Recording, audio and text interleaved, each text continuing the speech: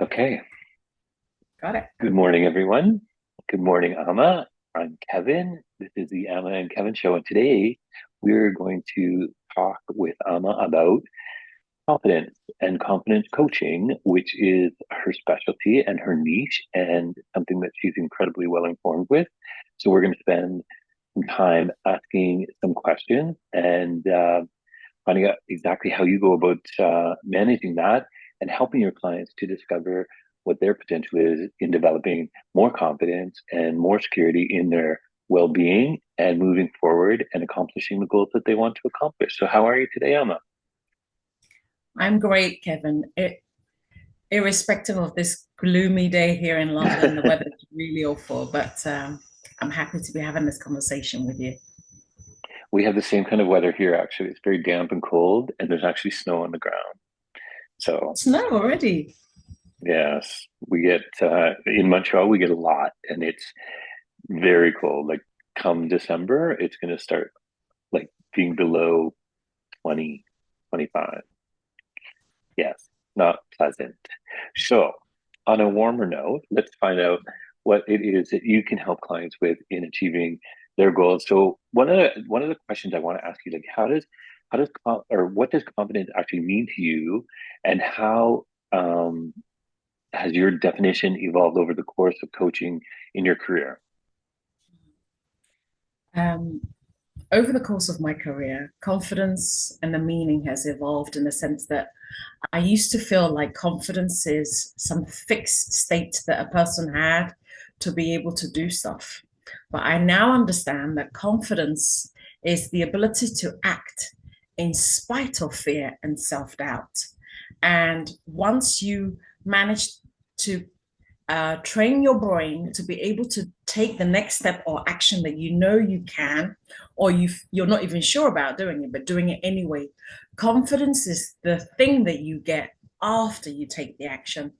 Very often, a lot of people have the misconception and notion that confidence is a feeling. I don't feel confident. I can't do that because I don't feel confident.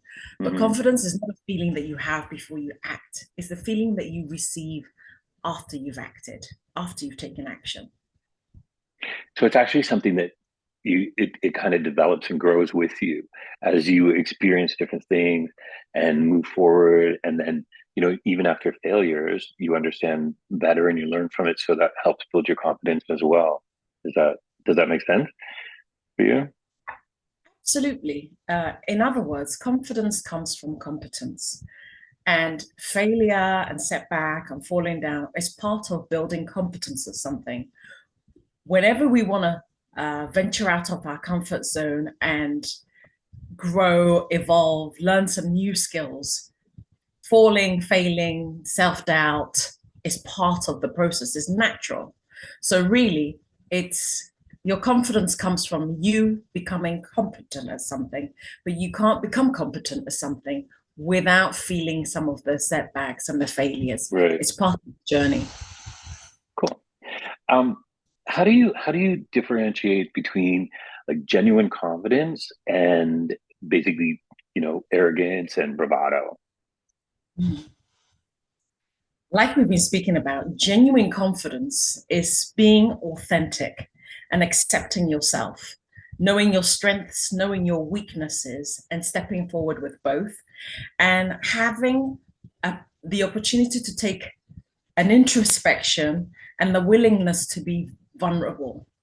Bravado is like people who puff themselves up and I'm confident, I'm confident, I'm confident. Right. And it's borderline arrogance and um, really a mask over their lack of confidence. When you're confident, you're able to say, I'm doing this even if I'm scared of doing it. I'm doing this even if I don't feel super brave and courageous.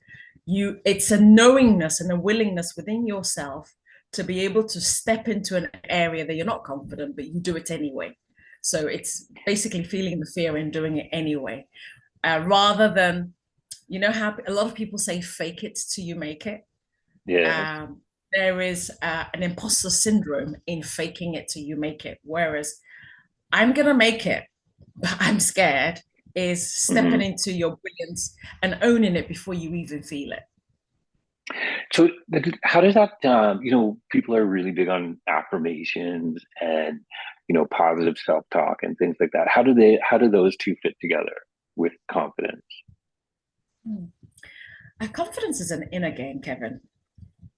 What the mind can conceive and achieve, that you can actually achieve it. So Right. affirmations, and human beings, we're so good at storytelling. We all have an internal dialogue and a conversation that's going on in there.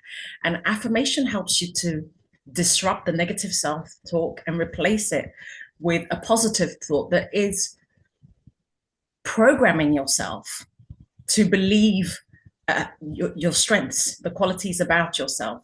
So if every day you start with a positive affirmation, consciously programming yourself to believe that I am brave, I am courageous, I am loved, I am valued, I'm respected, whatever follows the words I am come looking for you. If you're affirming, I am scared, I'm rubbish, I'm no good, that's also going to come looking for you. Right. So we choose to program the mindset and the brain to focus on what we need for our way forward or our intentionality, and it gives you more power, more tools, more willingness to take a risk. It's like almost have building Hmm. your own internal army to go to Right. battle knowing that you're going to win. Cool. What about, so you have somebody who's, relatively confident and everything, and, things are clicking along and going well, but then, you get knocked down and then something really shakes your confidence and, you know, causes you to really question, am I capable of doing that, or do I really have it inside of me? Like, what are some of the things that you would do to help a client through a situation like that, to help them rebuild their confidence? Hmm. Um, the reality is, Kevin, that being part of life, we're always going to go through a period where there's a dip in our confidence or something knocks our confidence. And I encourage my clients to look at that dip as an opportunity for growth, because in that dip in confidence, you're able to assess the situation and ask yourself, what is this dip in my confidence here to teach me? There are always levels, and we're either learning through inspiration or desperation. And that dip in confidence might bring up a feeling of desperation, but desperation is also a fantastic solid foundation for growth and learning, self-learning. Hmm. So take that opportunity for self-awareness, self-assessment, understand what caused that. So look at the cause behind the trigger for that dip in your confidence. And it will definitely teach you something. And if you're able to learn from that cause to the dip in your confidence, you will also be able to come back more powerful, more resilient, and more self assured than previously had you not had that dip in your confidence. So, in kind of the same vein with that, like, imposter syndrome is, a very strong presence with a lot of people, and then that in itself would cause you to question your confidence, and so having a lack of confidence also builds fear and develops fear inside of you. So, what are some of the things you can do to help you kind of overcome that? Like, what can you do to make things like that less traumatic for you, I guess? Hmm. Um, it's very important to understand that imposter syndrome is your friend. If you're doing something that is going to stretch you, that is going to help you to grow, that's going to help you to set boundaries, that's going to help you design a life that you truly love, imposter syndrome will show up because at that point in time, that version of you is not you yet, right? It's a Hmm. future you, and you haven't quite embraced it yet. So you will feel like that's not really me. For example, I've coached clients who have the desire to step participate in public speaking one way or another. Either they've got a business that's offline and they need to bring it online, either they want to do what we're doing, which is go live regularly, or they want to collaborate with other people on a bigger stage or bigger platform. And that version is not them yet. Of course, it's a future you. So you haven't quite put it on, tried it on yet. So imposter syndrome is part of the journey to growth. But I think the way to overcome it is not to fight it, to acknowledge that I feel this way, but what are the small steps I can do to start embracing this new version of me until it becomes fully who I am, until I have totally reinvented myself to embrace this new version. And it is simply by practice. You know, we agreed that confidence comes from competence. When you keep practicing, when you keep allowing those feelings of doubt to come up, and then you affirm it with something good, like, for example, past successes and past wins. Because here's the thing also, confidence is domain specific. There are domains that we already feel confident about, and there are domains that we're not so confident about. So look at the areas that you're already confident.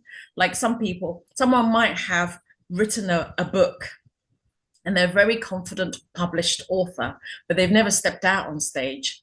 Think about what attributes, wisdom, skills you can borrow from your ability to write and publish books that you can then borrow that Right. confidence for your stage presence. So confidence can be is a skill that can be transferred from one area of us, one domain of us, into another domain. You and I, Kevin, we're confident chefs. You know, we're good in the kitchen. Throw us any ingredients, and we know Correct. whatever happens, even if we've never cooked it before, we've never infused it before, we know we're going to create something delicious. When I'm outside my comfort zone, I know I can borrow my confidence from my kitchen. If this was a Right. recipe, what would I have to do to create something delicious? Yeah. Okay. Yeah, that makes sense. That's great. Okay, so I am a person who, has been struggling with a number of different challenges, and I have a circle of friends that quite often have negative overtones and put me down. I haven't been able to secure a job for quite some time.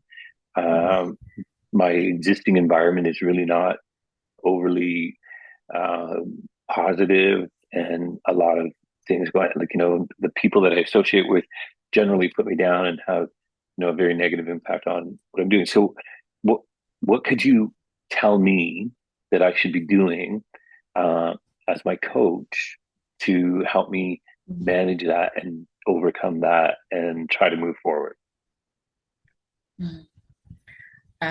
The first step is well done to you for understanding where your energy or your confidence or your power has been depleted, because awareness is the solid foundation to be able to reverse or change or detox from that. The next thing is, you're quite right. We become an average of who we surround ourselves with. And as human beings, energy is transferable. If you're around people who are putting you down, making you feel less than, speaking to you in a way that doesn't nourish you and grow you, then that has to change immediately. And confidence is also about being aware at any given in time that there's been a shift in you. This group of people or this friendship has outgrown me or doesn't serve me anymore. It's actually okay to love yourself enough to say, you're not what I need for my next chapter. Thank you for being part of my life so far. You know, we've done a lot together. Perhaps the friendship has served its purpose. Everybody comes into our life for a reason, a season, or a lifetime. You know that saying. Maybe that the reason or the season is over. Our mistake when we're not confident is to continue surrounding ourselves with people who are emptying our cup, so to speak. So the first step, Kevin, I would say to you is love yourself enough to put a boundary or to remove the people who are weakening your confidence. And there is so much power in community. You'll find people who are like-minded, heart-minded, who are on the similar kind of path to you. You know, they want to live Mhm. the best version of themselves. Find yourself a community of people who will pour into you. You know, if you look at yourself like a plant, right? If you're not watering your plant with the right things like water, sunlight, it can die. You're either growing or you're dying. So surround Right. yourself with people who are helping you to grow and thrive. And you know what? In one encounter, you know, like for example, a coach, in one encounter, you can feel oh my God, I feel alive. I feel like I got what I needed. Or you can feel like this didn't work for me. The mistake people make is they keep dragging themselves in around people and circumstances that's not going to change, that's not helpful, but refuse to do something about it. The definition that I love about insanity is keep doing the same thing and expecting a different result. If you're around Exactly. people who don't uplift you, who don't pour into you in the right way, and you feel like they're diminishing your confidence, put a Right. stop to it. Put a stop to it. Love yourself enough to be your own best friend. And it's okay to remove yourself in the most loving, gentle way.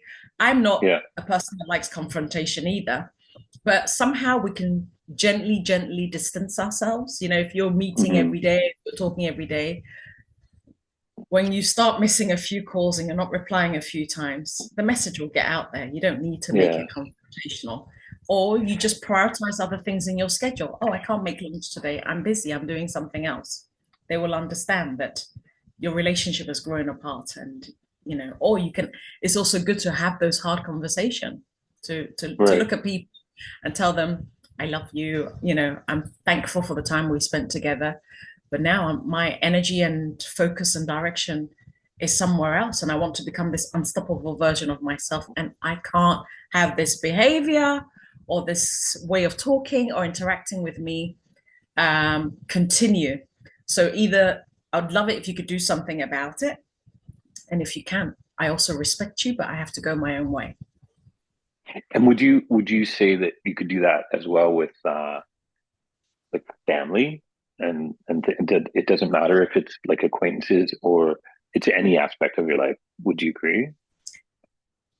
Oh my God, Kevin, I really strongly believe there comes a time in anybody's life, especially when they're towards the age that we're heading at, that you have to have this conversation. Yeah. Um, as much as possible, it is in our genetic makeup to want to grow and thrive with people from primary school or your relatives. But at some point in time, I think everybody will experience one season where you have to stick up for yourself, right? Because we also train Yeah. people how to treat us.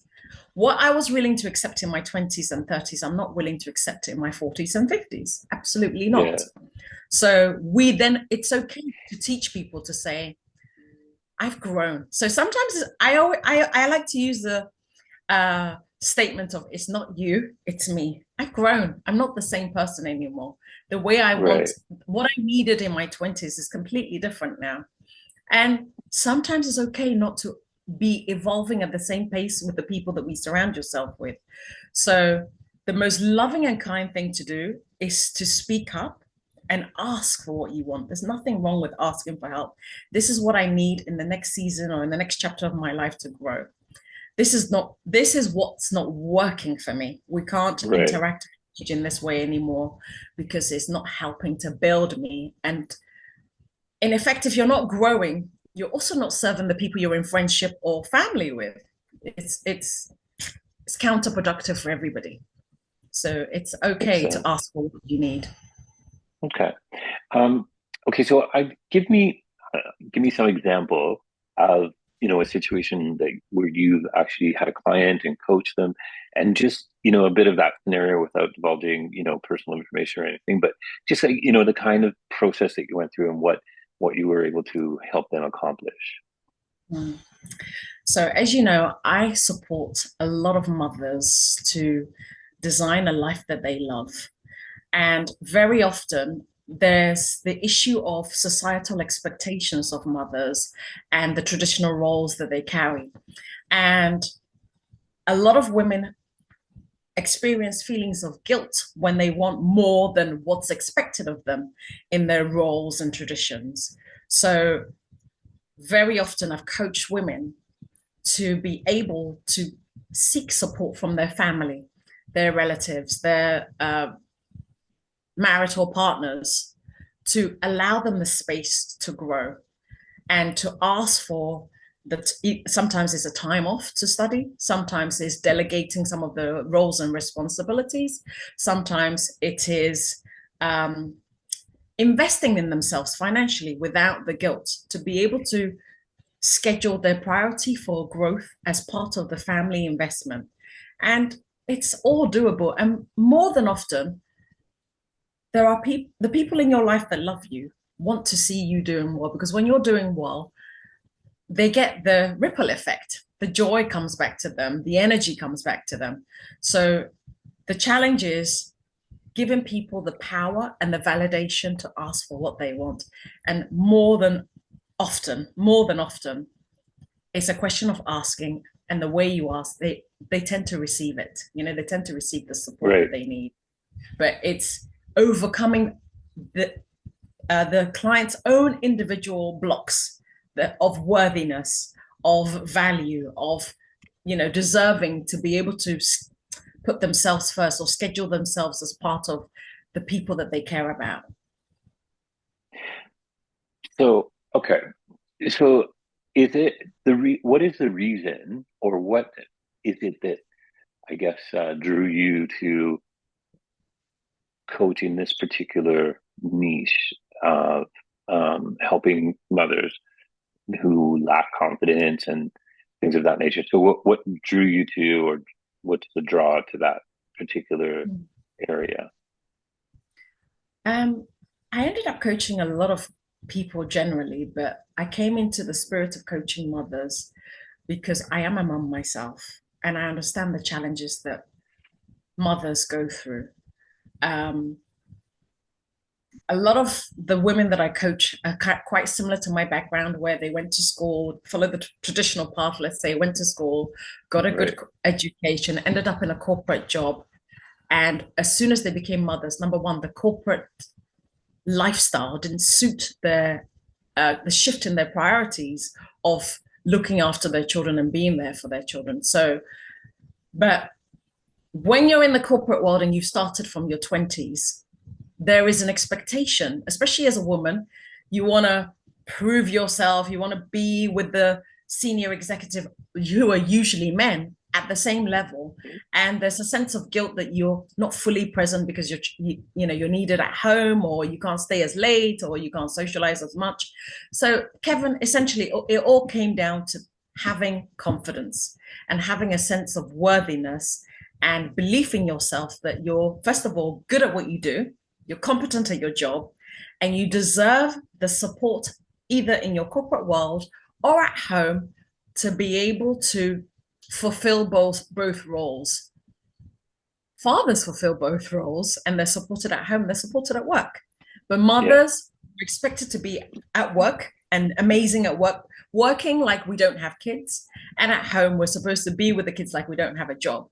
And the lesson that took me the hardest to learn was to have the confidence to ask for what I need in both domains and combine them to one, because I'm not just a worker and I'm not just a mum, I'm both, and I'm Right. allowed to be. And I wanted to teach other women also to be able to infuse what they love, their profession or their craft or creativity, with motherhood, because then that's where fulfillment comes in. You're fulfilled because you're fulfilled as an individual and you're fulfilled as a mother. That's a a difficult and challenging kind of process to go through. Like, how do you do that without um one, coming across as being, you know, like, for lack of a better word, whiny about your position, right? And then two, that you still garner that respect, like, because of it, like, in reality, this situation should not exist at all. Everything should be equal, like in a perfect world, but we all know that that's not the case. So how do you go about doing that? Like, how do you go about being that person, knowing that you have all of those other responsibilities that, are not going to go away just simply because you have a job? You still have to do all those things. And, you know, the simple fact that men don't realize that they get the same thing you're asking for without asking for it. So how do you do that? What would you suggest for that? I think for anybody listening right now, the way to do that is to first become aware of your own needs, right? Very often, our journey into motherhood starts with a comparison study. We're either trying Hmm. to compare, because that's all we know, right? I know I'm modeling, the first modeling example of motherhood was my mother or the women in my life, Right. my aunties or my cousins, people in my life. So I was modeling what they had or what they did or the strategies that they shared with me as the way forward. But once I tried that version and it didn't fit well with me or it didn't fulfill me, then I became aware of, okay, that's interesting. That's one way to do motherhood or one way to do parenting for maybe a guy is experiencing this. But there Hmm. must be another way because that version doesn't fulfill me. What else can I do? So you come to an acceptance and awareness that from this point onwards, how do I redefine what it means to be a mother? What would be my definition? What would be my definition? What would work for me? So coming to that realization. And then the next step is also assessing what is it that I value most, right? Because we spend what we value most is what we spend our time thinking, Hmm. researching, reading, doing. So, what is it that you value most? And then once you get to a place of acceptance and understanding what you value most, then what does my life look like? If it was an ideal, what day is it today? Tuesday, on an ideal Tuesday, what am I doing? Where am I Yeah. going? Who am I surrounding myself with? How do I contribute back to society? What am I making impact in my conversations, in my outreach? How am I connecting with people? It literally is an exercise of taking pen to paper. And that's the part most people hate, Kevin. They know that they Yeah. don't like life, but actually to sit down, write it out, design it. And it's difficult. It's not easy to do on your own. And that's where coaching comes in. A coach is somebody Right. that comes into your life and meets you where you are and understand where you're trying to get to. Even if you don't have clarity around that, you build clarity together, step by step by step, until your life reflects a picture Right. of something you're proud of, you're happy, and you know because our emotions are always talking to us, right? The body keeps the score. If you're waking up with full of excitement, your alarm goes off, you can't wait to get out of bed, you're excited, you've got things that you're looking forward to, chances are your life is going towards the right direction. And if Right. you're waking up feeling like you're depressed, you don't want to mix with anybody, you don't want to socialize, you're avoiding any kind of challenge or embracing any kind of risk or even speaking to your truths and hiding from people, then that's how you know it's time to do something about my life. Right. So self-awareness is a very important factor. Like it's key. I think, that kind of resonates in pretty much everything anybody wants to accomplish is, being self-aware first off and above all else. Um, so if I were to ask you, what's one piece of advice you could give um, someone looking to embark on taking that journey to building their self-confidence, what would you say to that person?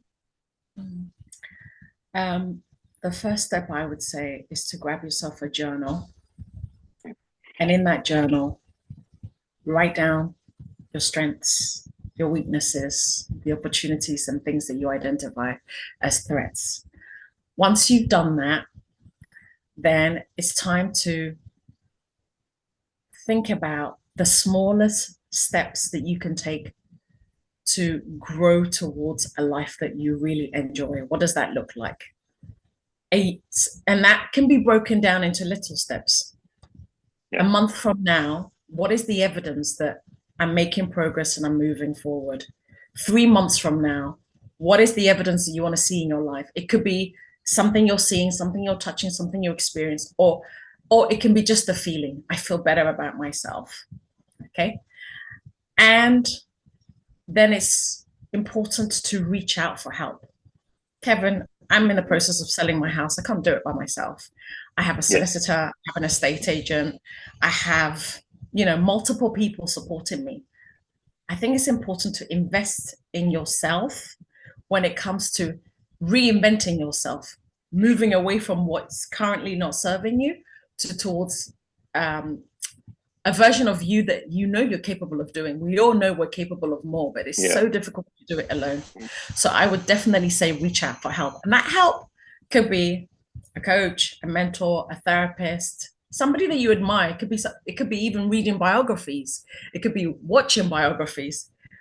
who do you admire in this world? What are they Right. doing? And how can you get closer to their strategies? Because life comes down to strategies. There's a strategy for success in everything. Find a strategy that works for you. I love YouTube as well, in the absence of getting paid assistance and support. YouTube is an amazing platform to search how to, and you connect the dots. It's a great Perfect. platform.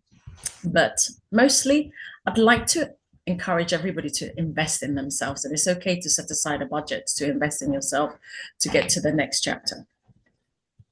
That's incredible. Emma, thank you so much. You are so well informed. And if I was looking for a confidence coach, you would definitely be the person I'd call because you are just outstanding at what you do. I appreciate the fact that I even know you and I love spending time with you. So thank you very much. I'm sure everyone will feel the same way. What an absolutely incredible interview. Thank you very much. Thank you so much, Kevin, for sharing this space with me. And we rise by surrounding ourselves with the right people. And it's an honor and a privilege to be around you too. And I love sharing this space with the people that are watching Yes, this live, and I would love to learn how other people get confident and what makes them confident. So if you're watching and you'd like to comment below, I'd love to yeah. hear from you. And if you need any assistance, please do not hesitate to reach out to myself or Kevin. Absolutely. That's what we're here for. And hopefully everyone's comfortable enough to leave some comments and ask some questions and then just give us more opportunity to talk about things that actually are important to you. So we would really appreciate that. Have an amazing rest of the day and we will talk to you very soon. Take care. Take care.